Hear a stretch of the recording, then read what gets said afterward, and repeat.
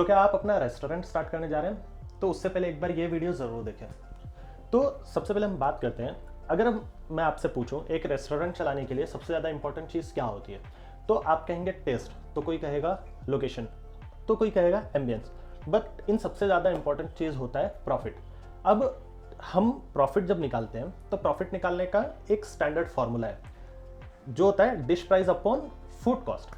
But कुछ लोग startup में यही गलतियां करते हैं कि वो प्राइसिंग कुछ इस तरीके से कैलकुलेट करते हैं कि डिश प्राइस निकाला और उस डिश प्राइस के ऊपर अपना एक मार्जिन लगा दिया और उस मार्जिन पे वो सेल करना स्टार्ट कर देते हैं। फॉर एग्जांपल लेते हैं कि एक बर्गर का शॉप है, उसे बर्गर बेचना है। अब बर्गर बनाने में खर्चा आ रहा है 80 रुपीज़ का, तो वो क्या करेगा, 80 रुपीज़ के ऊपर 40 रुपीज़ का अपना मार्जिन लगाएगा और 120 में बेचना स्टार्ट कर देता है। बट प्रॉब्लम ये होती है कि आपने 40 रुपीज़ कमाया, बट उसके बदले आपका जो कॉस्ट है, रेंट पे करना है, यूटिलिटी देना है, या फिर आपको आपकी सैलरी देनी है, तो उन चीज़ों में जो आपका 40 रुपीज़ जो होता है वो कट होते होते होते होते इतना मिनिमम बचता है, या फिर कई बार तो वो निगेटिव में चला जाता है।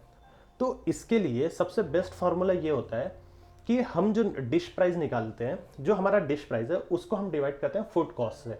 अब फूड कॉस्ट जो होता है वो अराउंड 26 टू 32% तक होता है। अब हम एक राउंड पकड़ लेते हैं कि 30 रुपीज़ का। तो अब हम क्या करते हैं, 30% एक्चुअली परसेंट में होता है, तो हम क्या करते हैं 80 डिवाइड बाय 30% करते हैं।